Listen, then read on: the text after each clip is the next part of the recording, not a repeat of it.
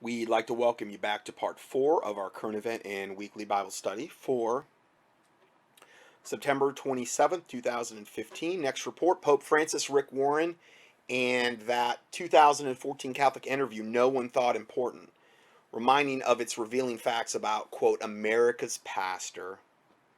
In May of 2014, Roger Oakland wrote a 5-part series addressing Rick Warren's television interview with Catholic TV host Raymond Arroyo. The facts that Roger uncovered should have sent shockwaves through the Christian church, but they didn't. In fact, leaders and most pastors in the Christian church didn't seem to care at all. I had this listener the other day, this poor listener, she was at this church, and she brought all this stuff to the pastor, and some of it was on Rick Warren and probably some other people, and it was all documentation. It was all true. Just documented facts. And they basically came back to her and said this simpering, like, holier than thou, but yet trying to act like they're such good Christians that don't judge anything or anybody. Basically told her, you just need to seek another house of fellowship or something along those lines, another church, because it's just not the right fit for you here. In other words, it didn't matter what you gave them about these it didn't matter what facts you had on them. They were totally disinterested and uninterested because they're part of the whole New World Order. They're probably part of the FEMA clergy response team. They're a whole part of that 501c3 corporate horse system that the churches are all a part of, most of them, 99+% of them. And they're going to go along with the one world government New World Order plan, and they're not going to utter a word against it. And I told her, I said, they did you a favor. It's going to come down to that for everybody in these churches. Either the pastor's going to have to get out of it and realize what's going on, or you're going to have to get out of the church. And most of the pastors aren't. And the ones that are on the clergy response team, they ain't going to tell you either. And they're making notes and checking it twice, finding out who's naughty and nice. Speak against the government, you go to one of these 501c3 corporate narc churches where the pastor's on the clergy response team on I don't know if he's on the dole form, but there's probably getting some type of benefit, or the benefit being when things go down, your family will be protected, and you'll only have to sell out your whole congregation though. But then they'll turn on them and rend them too when they're done. Guaranteed, as is deserved, as would be only fitting. They'll be on the same trains, going down to the same FEMA extermination camp, if it comes to that point, or I believe it will at some point, possibly. But if satanically things played out the way that he would like them to play out, and you've got these pastors doing this, and so I just told her, I said, he did you a favor, thank God, he did you a favor. You don't need to be there. I didn't say it mean like that, but I did say he did you a favor. Shown his true colors. It's what I've been telling people to do for the most part, if they can. Obviously you have a choice wherever you're at, and maybe there's some special circumstances, maybe there's this, maybe there's that. Do what God tells you to do, but I can't be a part of that system personally. I came out of it a long time ago. I've been to umpteen churches, and that's what springboarded this whole ministry. And I'm not saying that what I did is right for every single person. You're all accountable to God in your own unique ways, and whatever he's telling you to do, please, or convicting you to do, please do that. But the 501c3 corporate whore Church of America is going down the same train tracks to that whole one world religion. That's a guarantee. And they're either going to have to get on board, or they're going to have to jump ship. The longer you stay on, the less likely you're going to jump ship. So let's go forward here. Let's see here. So, and now Rick Warren will be joining Pope Francis at the papacy's invitation, where the Catholic Pope comes to the United States this month, which is happened. Warren is scheduled to be a keynote speaker at one of the events for discerning Christians who do care about what is happening in the church, including the most current ecumenical move to bring the, quote, lost brethren back to the mother whore church and ultimately form a unified global religious body, as the Bible states will happen. We'd like to bring to your attention these 5 articles by Roger Oakland and ask that you pray that many eyes will be opened to what is happening.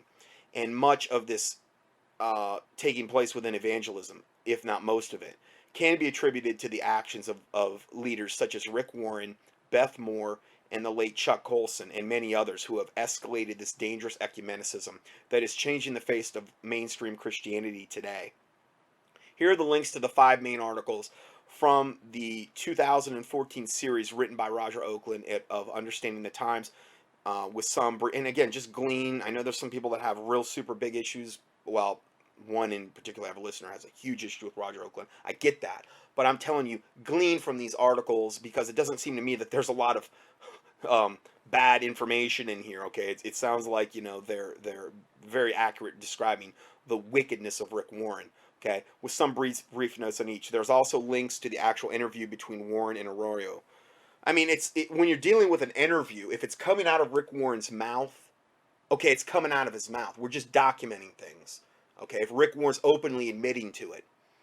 So, now, in order to access these audio links, you're going to have to click on the main link. And here I put it above to access these links. It's going to be on page, like, I don't know, around 10. You click on, I tried to copy and paste this, like, I don't know how many times. It would not let me do it. It just kept going off. I couldn't format it properly. It was messing everything up. So I had to do it in a plain text. But the article, the original links are in the link provided at the top of this report, and you can access all of them from there. Part 1, though, I'll just go over what they cover. Part 1 of special coverage, Rick Warren's ecumenical pathway to Rome, continues. Rick talks about the expansion of his ministry abroad, the Vatican delegation that recently came to Orange County to study his church's style of evangelization. The Vatican delegation that came to his church, and which television channel he finds himself watching the most often, and shows that draw him. We're going to talk about that in a second. Rick Warren's, and then another thing this gets into is Rick Warren starts the Purpose-Driven Catholics program in 2005. Evidently, is his outreach to Catholics, not to convert them, but I guess how they could live the purpose-driven life and still be good Catholics. Rick Warren, then, another thing covered, Rick Warren admits he is in favor of the Roman Catholic new evangelization program set up to win the lost brethren back to the mother church. So he's in favor of that. He doesn't want to convert any of the Catholics to true Bible-believing Christians. No, he likes the Roman Catholic new evangelization program to win lost brethren back to the mother whore church. He's in favor of that. Just shows what a stinking devil that he is. And then the second one of these interviews or reports is entitled Rick Warren, Roman Catholic Mystics and Pope Francis. There is no doubt Warren's march toward ecumenical unity with Rome is becoming clearer and bolder as time passes. In his own words, confirmed that Roman Catholic mystics and their writings have been a strong influence on him personally and in his ministry. The authors in the books mentioned by Warren are more than revealing. They clearly show where his theology is founded. And it says see part 1 and 2 of the interview between Rick Warren and Raymond Arroyo, and then it says click here, but again, you'll be able to access that if you click on the main link for this report. So you hear it right out of his own mouth.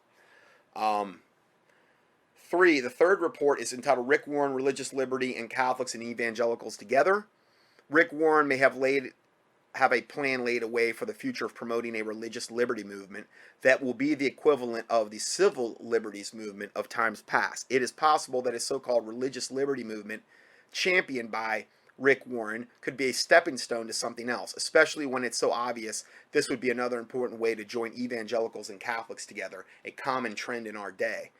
And then also Rick Warren could be a major spokesperson for persuading evangelicals to join together with Roman Catholics. Now, what if, you really start to see the signs and lying wonders and false miracles through Catholicism?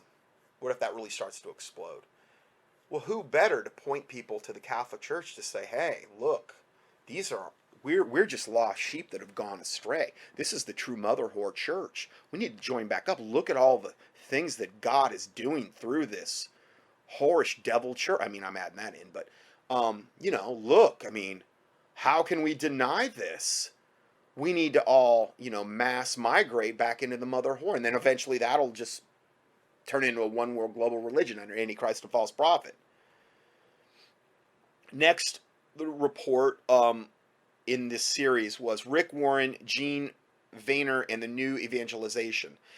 If Rick Warren and his followers represent the direction many former Protestants are heading, it is only a matter of time for the coming one world ecumenical religion to be established. The Jesuit plan is to bring the separated brethren back home to Rome, and that will be accomplished. Rick Warren admits that he has a spiritual director at the retreat center at Saddleback who was trained by the Catholic contemplative figure Gene Vayner. So he's got somebody working at Saddleback known as his spiritual director, who was trained by Catholic contemplative figure Gene Vayner. Vayner is a contemplative mystic who promotes inner spiritual and interfaith beliefs, calling the Hindu Mahatma Gandhi one of the greatest prophets of our times. Yet he started off every day by drinking a frothy glass of his own urine, just so you know. Pagan devil, okay? But he's calling him one of the greatest prophets of our times. A man sent by God, sent by Satan. He just got God and Satan messed up there. Also, in the book Essential Writings, Vayner talks about opening doors to other religions and helping people develop their own faiths, be it Hinduism, Christianity, or Islam. All paths lead to heaven, evidently, according to them. The book also describes how Vayner read Thomas Merton in practice and was influenced by the spiritual experiences or exercises of Jesuit founder and mystic Saint Ignatius. And again, we have the first Jesuit pope ever right now, Pope Francis, and the Jesuits are by far the most wicked, evil faction of the Catholic death cult that there is. Okay. So let's go further. And then the fifth report in this series, Rick Warren in the Chaplet of Divine Mercy, which is one of his favorite shows.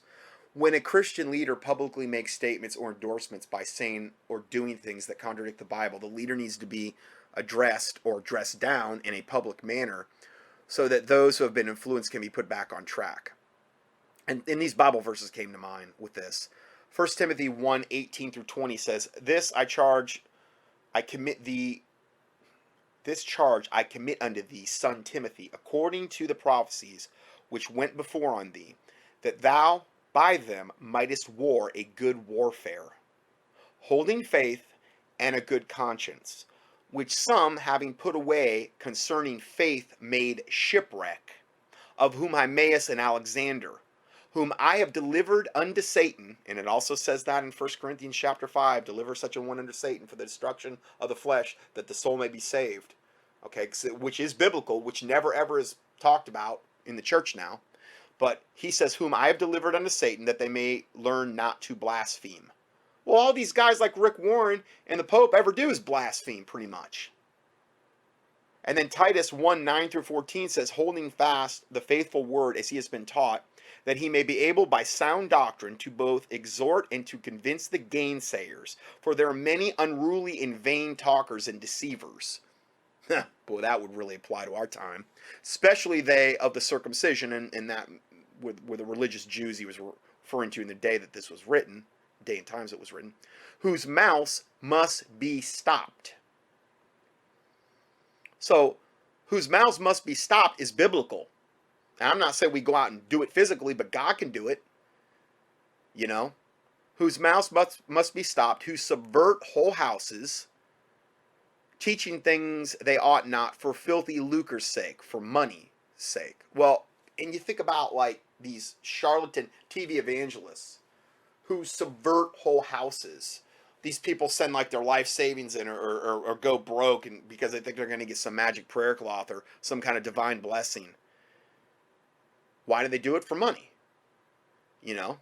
One of themselves, even a prophet of their own, said the Cretians are always liars, evil beasts, slow bellies. The Cretians were a race of people from Crete, I believe. And even one of their own prophets said they are always liars, evil beasts, and slow bellies. Lazy, evil, always liars. Okay? What does the Bible say after this? In Titus, it says, this witness is true. In other words, he didn't say, oh, no, don't say that about the Cretians. They're not always liars, evil beasts, and slow bellies. No, he said this witness is true. Like I said, when I dealt with Haitians, and I'm not saying if I have any Haitian listeners, I'm condemning you. I'm saying with the ones I dealt with, that was one of the most overall, just flat out wicked races of people I've ever dealt with. I'm just saying they were. They were always liars, it seemed like. Like with down to the man, like without exception. And even the pastors were some of the worst ones. And a lot of it, I believe, is because a ton of them, if not all of them, still practice some form of voodoo. They brought it over from Haiti. They practiced it. They still have those same demons. They can play Christian all day long, but it doesn't make it so.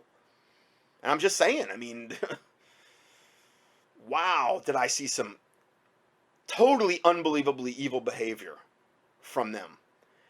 And I'm not saying that because I have an axe to grind or I think I'm better, I'm hypocritically judging them. You know, I'm just telling you, that was my observations. Okay, so I can understand when they say a whole race of people are always liars, evil beasts, and slow bellies. I would say that from my experience, that's what I experienced with the Haitians. I'm just saying. And you look at that country and you look at the absolute abject third world poverty. You look at the fact of the high level, unbelievably horrific witchcraft that's practiced there. You look at the fruit it's produced. You look at how the whole country was dedicated to Satan from its very inception. You look at all the false religion, how they've melded Catholicism with voodoo. What would you expect? Would you expect a good outcome? You look at the abject squalor they live in, the filth. Would you expect a good outcome? No. This witness is true. I'm just using that as an example.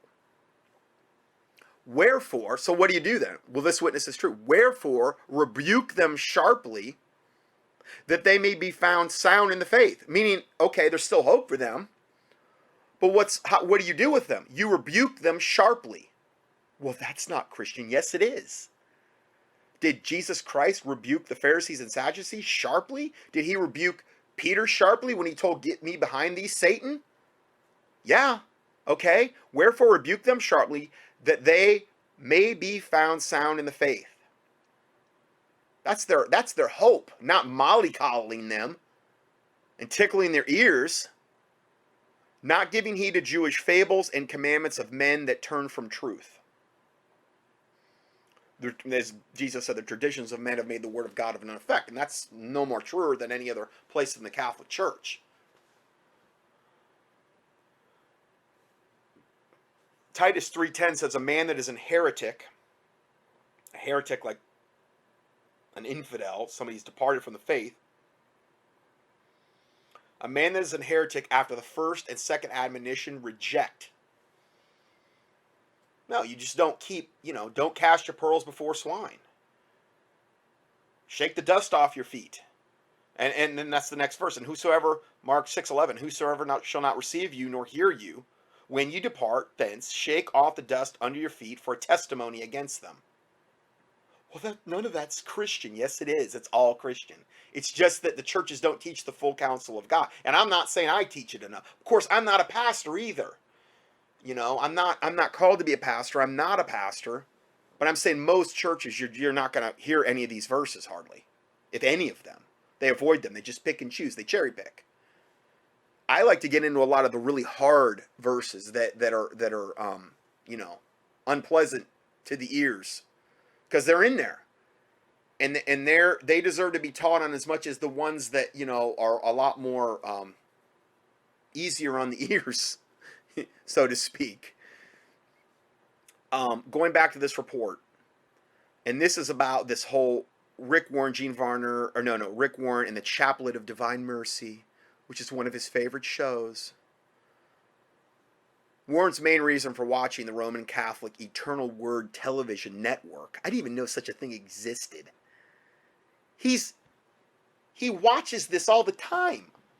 Roman Catholic Eternal Word television show network is to gain a knowledge and understanding of Christian history. The commenter says, then there's no question he's getting a biased, one-sided view. That doesn't even do that justice, that last sentence. You're going to go to the most fork-tongued, lying, apostate Christian, black devil death cult, pseudo-Christian institution on the planet to gain a knowledge and understanding of Christian history. Oh, I'm sure they're not going to whitewash the Inquisition that killed over 50 million and probably 100 million. And a ton of them were born-again believers. A lot of their bones make up a lot of their cathedrals and things of this nature. And the torture devices used and by the Office of Inquisition and the burning at the stake and all of the other wicked, evil abominations they committed against true Christians. Oh, I'm sure you're going to get the real truth on that. And you're going to get the real truth on the whole cadre and legion of pedophile priests that still walk the earth, that the Catholic Church still goes around to protect. I'm sure you're going to get the truth on that. What a devil Rick Warren is.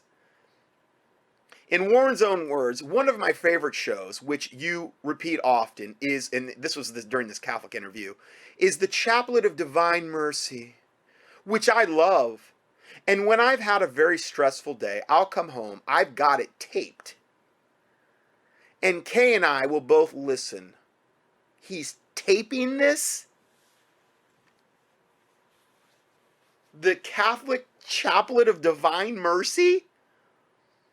We'll put it on and just sit back, relax, and worship. And in the time of reflection, meditation, and quietness, I find myself renewed and restored by Satan. Oh, I put the by Satan in there, but that's who's doing it, if he is getting renewed and restored. So thank you for continuing to play the Chaplet of Divine Mercy. This is America's pastor. Self-proclaimed, probably. The Chaplet of Divine Mercy is based on the visions of Jesus, this false son and Jesus, though, reported by Saint Mary Faustina Kowalowski. She lived from 1905 to 1938. Known as the Apostle of Mercy, Faustina stated that she received the prayer through visions and conversations with Jesus, who made specific promises regarding the recitation of prayers. So again, repetitive prayers. This is a false devil Jesus communicating with her, posing as the Jesus of the Bible. The chaplet is often said as a rosary-based prayer, with the same set of rosary beads used for reciting the Holy Rosary or the Chaplet of Holy Wounds in the Roman Catholic Church. And this is basically his favorite show. From some burning in hell Catholic quote saint, Mary Faustina Kowalowski, who died in 1938, who was known as the Apostle of Mercy,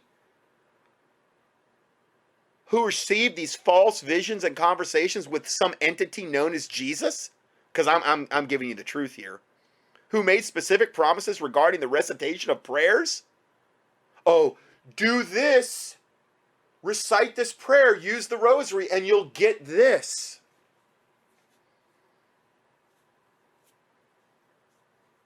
Gimme, gimme, gimme, I want it.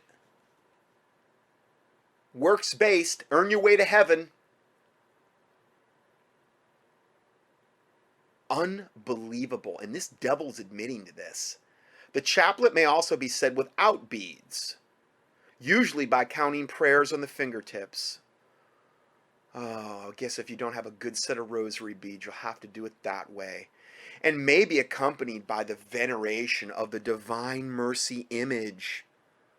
Oh, only God knows what that abomination is. I have no idea myself. Yeah, this is straight from good old Rick Warren's following. I never even knew about this abomination, this show. Wow. I mean, I'm just like so blown away by this information. So it ends by saying, see part 5 of the interview between Rick Warren and Raymond Arroyo. And again, you can access it by clicking the main link there, where you can hear all this stuff right out of his own mouth.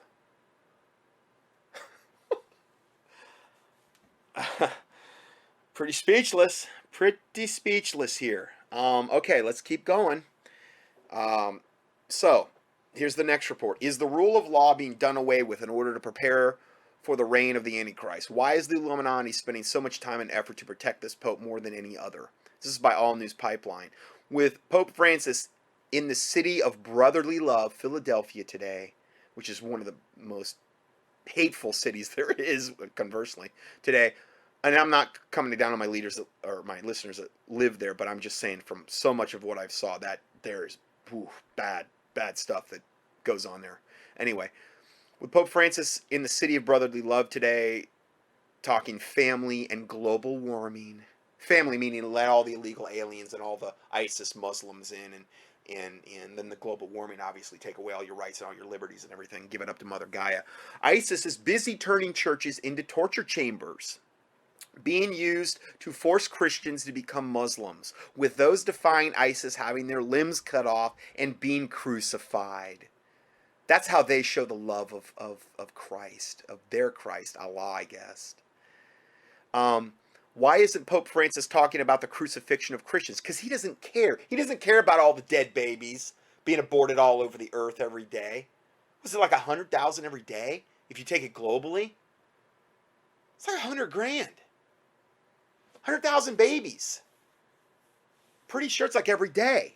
If you look at global abortion statistics, America's not the main place that I mean, we don't have the largest population base. We're a drop in the bucket compared to the rest of the world. 100,000 babies being human sacrificed every day. Try that one on for size. I mean, you know, all the innocent blood crying out from the land. Talk about God having a right to judge this wicked planet. And then the Muslims torturing and killing and beheading and torturing Christians, having their limbs cut off and being crucified. Why isn't Pope Francis talking about the crucifixions of the Christians, or the abortion clinics, or the war on Christianity, while in America, as Barack Obama throws Syrian Christians to the wolves, as warned of by the Prophecy News Network in this linked story? Like I told you, you can't come over here if you're a Syrian Christian, or have any kind of Christian bent to you, Yazidi or whatever. No, you stay there. You die. Muslims, come one, come all, though. Yeah, we'll take the most radical ones. We won't screen them. We'll just take the men, the most radical devils we can get. They're the ones that are downtrodden and need to be shown mercy and compassion to. But you wicked Christians, you stay over there and you get your heads cut off. You get raped. You become their sex slaves. You die, and we like it. That's what they're saying. Exactly what they're doing. Actions speak louder than words. But no, this disgusting pig maggot of a pope, he won't say anything about any of that. Nothing. And there's a picture of him here. I will pray for the poor and those less fortunate from my golden throne. Exactly. You fork-tongued devil. Verily you hath your reward, you devil. You'll love the lake of fire. You maggot. I'm sorry. I just I hate this. I hate the veneer of using Christianity to accomplish your nefarious, evil, wicked agenda. Sorry. Anyway, it says, so why isn't Pope Francis talking about the crucifixion of Christians and the war on Christianity? We recently reported that ISIS now plans the biggest religious holocaust in the history, with a nuclear tsunami that will wipe out hundreds of millions of people from the earth. And yet, we're supplying them weapons. The Pope isn't saying nothing about it. He says a little bit, but hardly anything. Does hardly anything about any of it. Just like Obama. He's just Obama with a different suit on. Suit of clothes. And when I saw this about how ISIS plans the biggest religious holocaust in history with a nuclear tsunami that will wipe out hundreds of millions of people, I clicked on the report, and I'm going to read you from that, and then we're going to go back to this main report. And it says, we learned from British journalist Jürgen Todenhofer, who's 75 years old, who spent 10 days with ISIS. He said that ISIS is the most brutal and most dangerous enemy he has ever seen. We also take a look below at a video documentary called Unsurvivable that shows a very realistic nuclear war scenario that ends with 255 million people dead. We're also told that the West is being foolish as we're vastly underestimating the power of ISIS, especially when we're supplying them with weapons and enabling them and protecting them so that they can go kill, steal, rape, pillage, inflict all kind of carnage. Given Iran 500 billion, not able to go in there and inspect anything, they're going to have their own inspectors. And we would even have to give them a 30-day notice before we could even come in. And we can't be the ones doing it. Total insanity, all by design, to put them in a position where they can actually detonate suitcase nukes or use nuclear weapons and then blame it on them. Even though the world governments, obviously, we could have stopped all of it. But see, you got to get the numbers down to 500 million according to the Georgia Guidestones in order to appease Mother Gaia. The first commandment of the New World Order, of the 10 commandments of the New World Order, is to reduce world population to 500 million.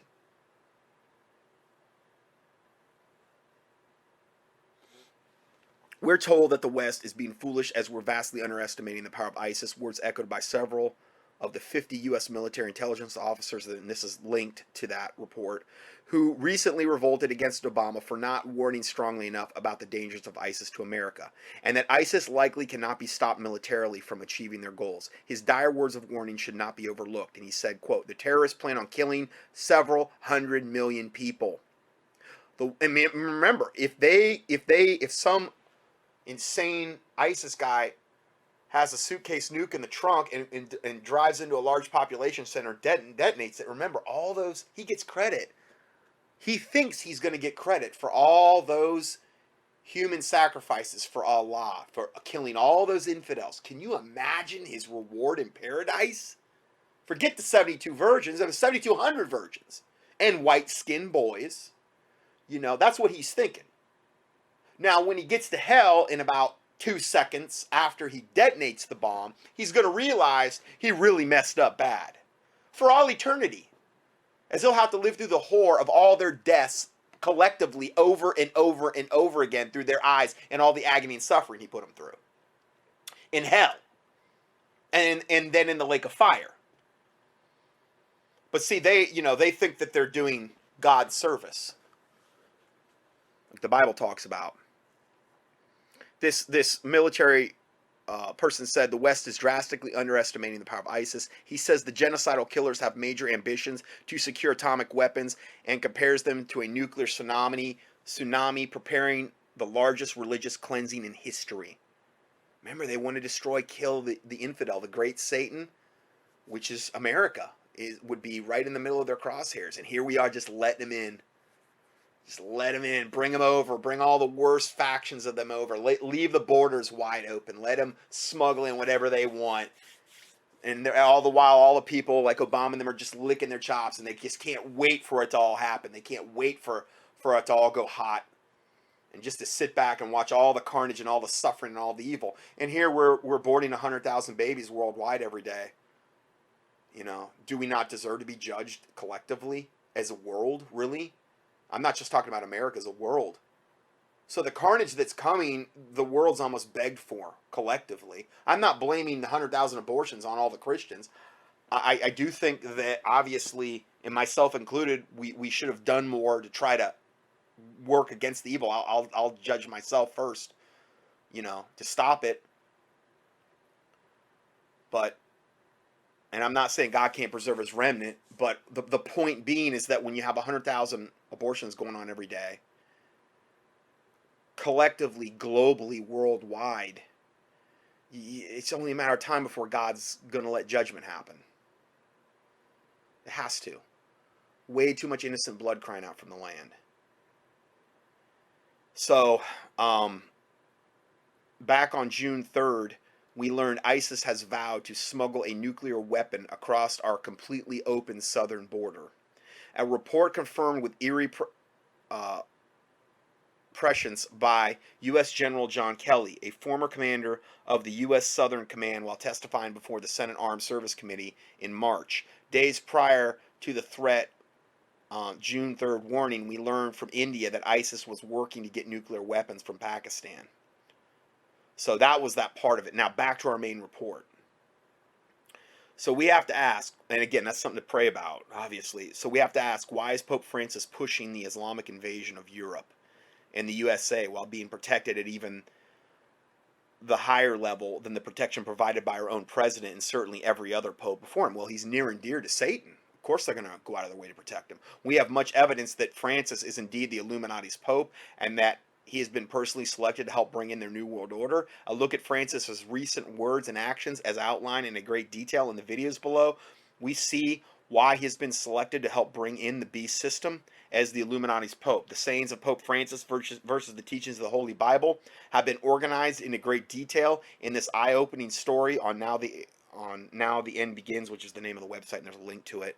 Meanwhile, he has also recently invoked the Golden Rule, reminding Americans to do unto others as you would have done unto yourself, while missing the perfect opportunity to condemn Planned Parenthood and their evil agenda of selling baby parts, when he said the Golden Rule also reminds us of our responsibility to protect and defend human life at every stage of its development, as he called for the global abolition of the death penalty. So he wants to get rid of the death penalty for, let's say, hardened criminals that actually deserve it. Now, I'm not saying that there's not people on death row that a lot of times are innocent. I understand that happens, and I would never. But he wants to make sure that you just do away with the death penalty, even on people that need it. But he will say nothing about the little innocent babies being aborted every day that don't deserve it, is the whole point I'm trying to make here.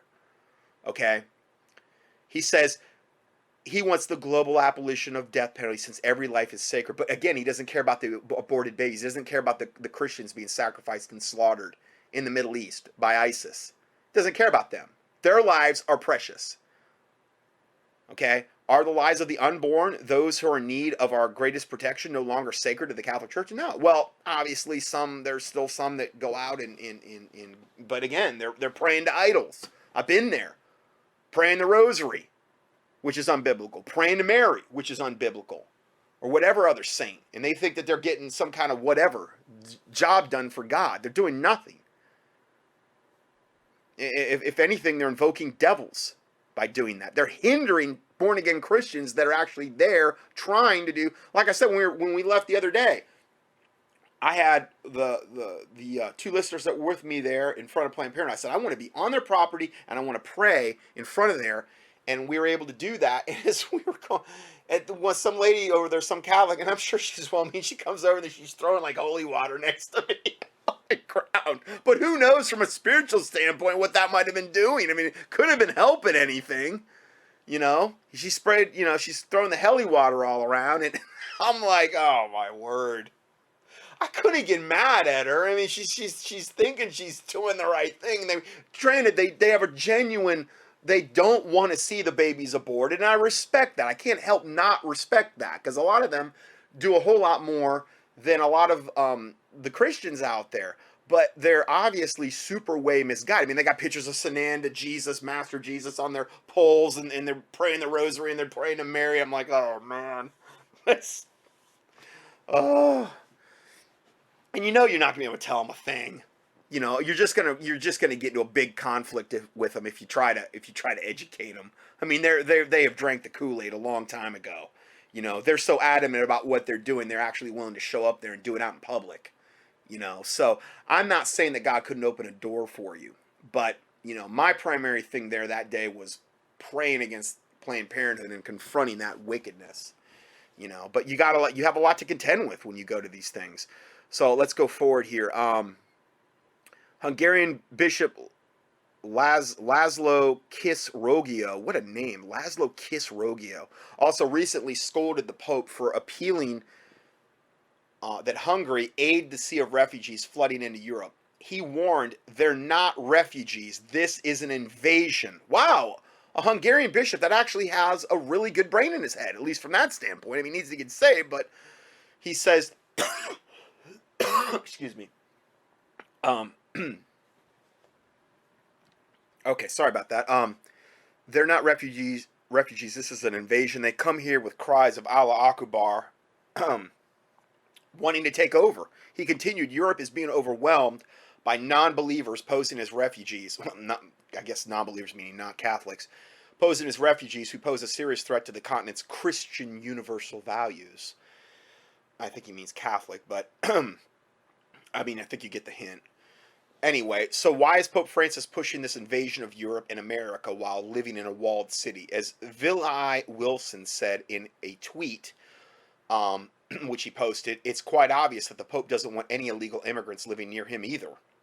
According to a leading atheist, Pope Francis is the kind of world leader we need.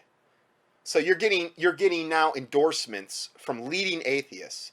What would make a man who completely denies the existence of God look to the man who is supposed to be one of the leading representatives of God on earth, believe that Francis is the kind of world leader we need? Well, what would make him believe that is he looks at his fruits.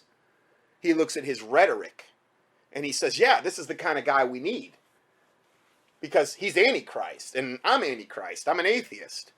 The Bible says the fool has said in his heart there is no God. You know? And so, anyway, now let's go further here. And this is a report entitled Third World Invasion, Eyewitness Description. An eyewitness account from Camille Bolonis, a Polish travel blog writer who was present on the Italian-Austrian border on September 5th, 2005, as swarms of Third World Muslims poured across the border to invade Austria and Germany. A translation from Polish is below. Please note all pictures are from the Australian-Hungarian border. Now, you might want to really, this is another good report to kind of follow along. There's some really good pictures, especially from this point forward. We're seeing these pictures of the filth that these devils left behind. And just the ungrateful filth and attitude that you're seeing here. And let's just read this. This is Islam, okay? This is Islam in its most wonderful, purest form, okay? This is Islam Quranic style. You know, this is if you're really being a good Muslim and you're invading the infidels and you're trampling underfoot all that they would hold sacred, and you're being ungrateful and you're just being a demon-possessed and vessel of Satan. I mean, that is Islam, man. I mean, that is, the more evil you are, the better, okay? And here's all these pictures of just this massive amount of garbage that goes down the side of this road and then on the side of this road and in back of it for as far as you can really see down the road. I mean, these people are such stinking, filthy, savage pigs. The mess they left behind. It says half an hour ago, and that's not even near the worst part, as you're going to see. Half an hour ago on the border between Italy and Austria. Now, these are the ones that are coming here, too, to the United States. They're the ones flooding in, obviously, to Germany, Hungary, and going to be going into Europe. They're the ones that carries saying, okay, come one, come all. Let's keep increasing the number. We want as many wicked devils here as possible. And you fit the bill, man. You're evil. You're wicked. We want you. We want you to come over here and defile our nation. Half an hour ago on the border between Italy and Austria, I saw with my own eyes a great many immigrants. With all solidarity with people in difficult circumstances, I have to say what I saw arouses horror. This huge mass of people, sorry, I'll write about this, but these are absolute savages. Vulgar, throwing bottles, shouting loudly that we want Germany, and then also shouting, is this Germany a paradise now? What stinking, filthy devils. I mean, why would you say something like that? Why would that? I mean, it's like somebody that has something that they don't have, you know, they're going to just make you pay the price, evidently, you know. And then it says, I saw how they surrounded a car of an elderly Italian woman.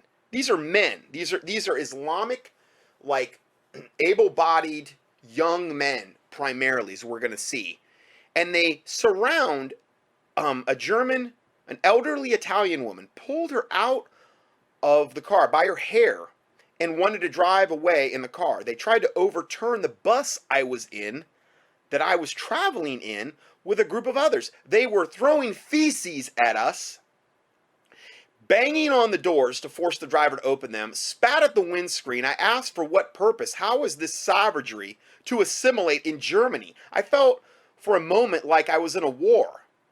And it's showing all the food they left behind. Like, what happened is when they came over the border, all these people, oh, they're these poor Syrian whatever. And all these people turn out to give them free food, and there's apples and bread and all kind of food, and most of it they just left behind.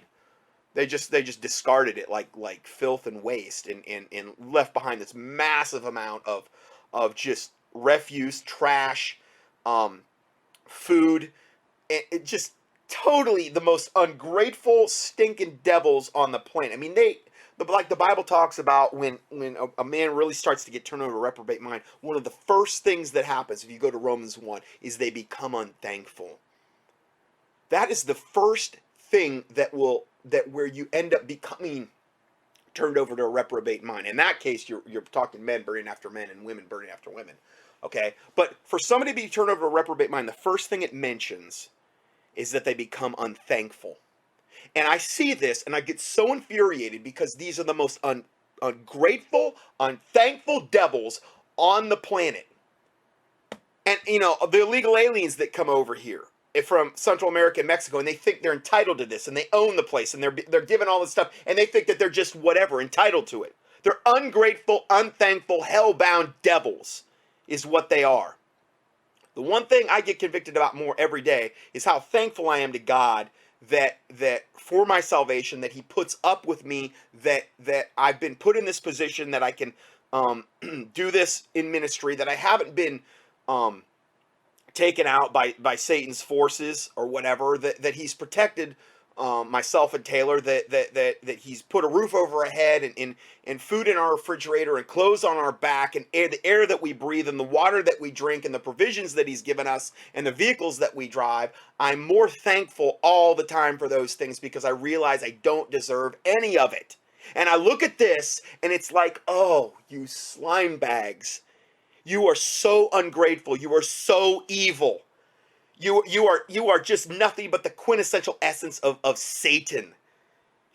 Allah, the fallen angel you worship, must be so proud of you. And this is what is coming to America and to Europe in general.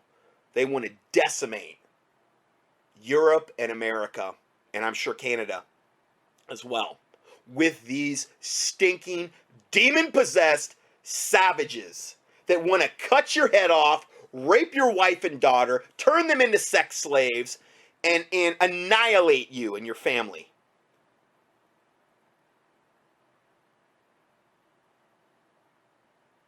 They're pure evil. No compassion. None. They're void of any type of compassion for even each other. I read this report today. It was on a Malaysian website, and it was a guy who's a Muslim, okay? And it was about the Hajj, the stampede at the Hajj, and he wasn't blaming Islam on the stampede at the Hajj. I beg to differ. Islam has everything to do with the stampede at the Hajj. He said, oh, it was just a certain sect that are really pushy and true. I'm not saying that they're not. And yeah, the people, he identified the Muslims from the Middle East and Pakistan and Afghanistan and Africa as being incredibly rude, incredibly pushy. And again, you look at where the most of the atrocities are coming from within Islam, it's coming from the Middle East and Africa. That is where the biggest atrocities on the planet are happening right now with Islam. They are also likewise those ones that go to this Hajj in Mecca, which you're commanded to do one time in your life. If you can afford to do it, at least one time, you're commanded to go through this Hajj ceremony at Mecca, which is where they go around the big black stone idol, the big square stone idol, and do all of this stuff, stone the devil, and do all this rigmarole. It's all works-based garbage, earning your way into hell, okay? And he was talking about the recent stampede of the Hajj. It was like 700 people die, and then another 900 some injured and probably maimed. That death tolls probably went way up. It was probably underblown. Then it's kind of funny, like a week before that, that big gigantic crane owned by the Bin Laden family. Yeah, because they're the ones that are the biggest construction, one of the biggest construction families in the Middle East. Yeah, same Osama bin Laden, which we worked with. Yeah, it was their son. Yeah, same guy. Same boogeyman that was actually a CIA asset. Yeah, same bin Laden family. One of their cranes smashed this week, came crashing down, killed 100 people at least, injured I don't know how many more at this Hajj. Then you have the stampede of over 700. 700 die. 900 more injured, and that's probably a low-blown estimate. And he's talking about, well, it's just because there's some factions of them that are really, really rude in their whatever. And I'm like, you know what? No, this is Islam. They're being better Muslims than you. Survival of the fittest. Allah, gives power to those that, take the bull by the horns and everything, and to those that assert themselves. And he said that they're absolute total, he's a Muslim saying this, that they're just savages. Okay? And this guy writing the report sounded like a decent guy. He couldn't have been a hardcore Muslim. Not like the ones that are like ISIS or whatever. He was condemning their behavior. But, he's failing to get the connection between Islam and their satanic behavior. Because let me tell you something. When you become a Muslim, guess what? You get to adopt a whole bunch of devils that come into you. And they start influencing your thinking pattern. Okay, sorry, my voice is starting to go on me, I guess. And they start influencing your thinking pattern. And depending, I truly believe, on the level of evil that you already are, that you were already are as a person, the generational curses you already had on you, and the level to which you sell out to this devil death cult is going to be the level of veracity that you go about practicing Islam. The ones like ISIS are actually being the truest to the Quran of all Islamic people. They're the ones that are being the most fundamental to the faith, because the Quran says to slay, kill, and behead the infidels, to subjugate the women, to rape them, to turn them into sex. Their other unholy writings get into this. Look who they have as an example: Muhammad, who took his first and most favorite wife at the age of 6, Aisha, and consummated the marriage at the age of 9. Like we're supposed to even believe that. But there's ways around that Islamically. So I'm sure he was doing stuff right from the very get-go. And who knows other else what that disgusting pig devil did with little girls. Hey, that's their leader. That's their mentor. That's who they look up to. So, you're on a progressive adopted demon program the longer you stay in that cult. And the ones that are in ISIS are just being the truest to their faith. That the other ones, a lot of them would be considered a lukewarm Muslim. They're not participating in jihad or holy war. They're not killing and slaying the infidel. They're not subjugating the women and raping them. They're not doing these things that the Quran talks about that are either right to do or permissible. So, it's no wonder. But 700 people, or actually 1,600 or whatever, 1,700 get trampled. And there's no like, he said that the ones that what happens is these, they get together, like ones from different countries, and these are the one, and they'll clash with one another in like one group of Muslims that are doing this Hajj, where they go around and there's like, I don't know, hundreds of thousands of them, and they'll try to bully their way through, and then that'll start a panic, and then they'll all start trampling one another, and they'll just kill them, trampling them, and they have no respect. They have no, like, oh, whatever, as long as we get our way, as long as they don't even care about the people in their own religion. A lot of them. Some of them I'm sure do, but a lot of them don't. And he says that's what happens. He says these bullies, particularly in the Middle East and the Africa, will start these things, and they'll link arms, and they'll literally try to bully, and then it'll start a panic, and then people will start running, and then the trampling starts, and it'll keep going on and keep going on. People just keep dying. 4,000 died in like 2000 or 1990. He said he was there for that. When that happened, like 4,000 people died. This is a common occurrence. He said that they only report these Hajj stampedes if it's over 100. So who knows how many times this has happened? It might happen every day. They just don't get up to those kind of numbers. So they don't even report on it. They don't want to put Islam in a bad light, but anything over 100, they kind of have to report on it, I guess. It just shows you how wicked and evil this stinking, disgusting religion is. And it also shows you that Allah, via Satan, is a very cruel taskmaster. He requires a lot of human sacrifice in order to keep him satiated, meaning satisfied. even of his own followers. 100 plus people die in the crane collapse a week before. Who knows how many are dying every day in the Hajj stampedes. And then over 700, 900 more injured. Probably a lot of them are dead by now. And then you have all the people they're beheading and killing in all of the countries. All of that is for Allah, making Allah happy. The fallen angel, moon god. So it's no wonder when you see a group of these devils like this that are just absolute, total, savage terrorists. So let me go back to this report. It says they tried to overturn the bus I was traveling in through Feces. They were throwing feces at us. Now, where are they getting feces? Are they going in their pants and like just having a supply down there so they can keep throwing it? I don't know. I mean, I don't know about you, but I don't, I've never kept feces on me. I mean, how are they getting access to feces? Are you kidding me? I mean, you're talking, you are demon possessed to the toenails if you would do something like that. I would never even consider doing something like that. And these people hadn't even done anything. They'd welcomed them with open arms, and they're acting this way. They barely got out of there with their life. He says, how is the savagery to assimilate in Germany? I felt like we were at war. We were waiting 3 hours at the border, which ultimately we could not cross. Our whole group was transported back to Italy in a bus police cordon. Remember, this is a translation, so it's a little choppy. The bus is damaged, covered with feces.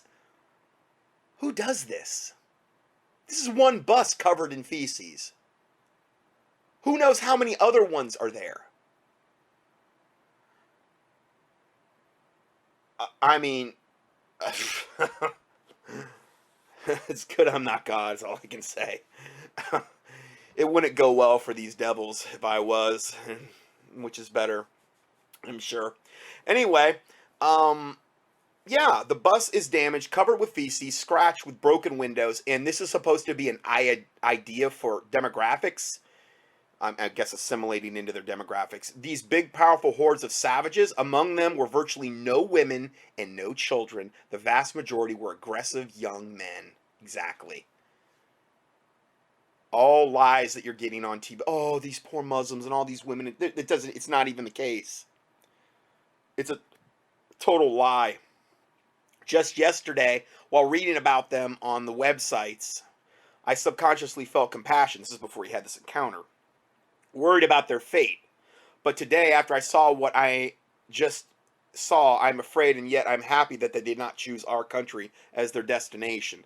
We Poles are simply not ready to accept these people, neither culturally nor financially. I do not know if anyone is ready. To the EU, a pathology, to the European Union, he says, a pathology is marching toward you, which we had not yet a chance ever to see. And I'm sorry. I am sorry if anyone gets offended by this entry. I can add that cars arrived with humanitarian aid, mainly food and water, and they were just overturning those cars. These ungrateful, stinking devils. Unthankful and unholy, like the Bible talks about. Humanitarian aid, they're trying to help them, and they're overturning those cars. Oh, I hate that. Through megaphones, the Austrians announced that there is permission for them to cross the border. They wanted to register them and let them go on, which is just unbelievable. But they did not understand these messages. They did not understand anything. And this was the greatest horror. For among those few thousands of people, nobody understood Italian or English or German or Russian or Spanish. What mattered was the fist law, meaning their fists. They fought for permission to move on, and they had this permission, but they did not realize they had it. I wonder how they would have reacted if somebody would have showed up, like a whole cadre of armored vehicles with 50 cows mounted on them, and just mow them down. They would have respected that, though, because they only can go by this fist law, evidently. They don't care. They're ungrateful, unthankful, unholy savages. evil, throwing feces on people that are trying to help you and give you humanitarian aid, food, and water, and this is how you repay them? Is there a more evil sect of devils on planet Earth collectively than these devils? I don't know of any that could even compare. And again, this is why I encourage my listeners to, in whatever way, shape, or form they can, to fight this wickedness coming into whatever country they may be in. Because these people are there to kill you and to subjugate you and to do every manner of perverse thing and to ultimately chop your head off. That's why they're here. That's what they're all about. That's what they love doing. If it's evil, they love it. And you can see all the pictures of all these. There's all kinds of pictures that he took when he was there. The absolute stinking, filthy, unbelievable pigsty they left behind. I wouldn't give them a bit of food or a bit of water. Nothing. You're going to come in here and act like savages? You get out. We're going to escort you out by gun. And guess what? Since you didn't want to take any of our food and you overturned our vehicles and you did that, no, you don't get anything more. They should have never let these devils in the first place. It's a wicked horde of savages, demon possessed to the toenails, and that's what I absolutely totally believe. The proof's in the pudding. By their fruits you shall know them. They opened the luggage hatches of a French bus, and everything that was inside was stolen within a short time. Some things left lying on the ground. Never in my short life have I had an opportunity to see such scenes and feel that this is just the beginning. It is. It is, man. And God bless you, and I pray to God your soul be saved. The guy that wrote that. Okay, I'm out of time on part 4, and we will go to part 5 next.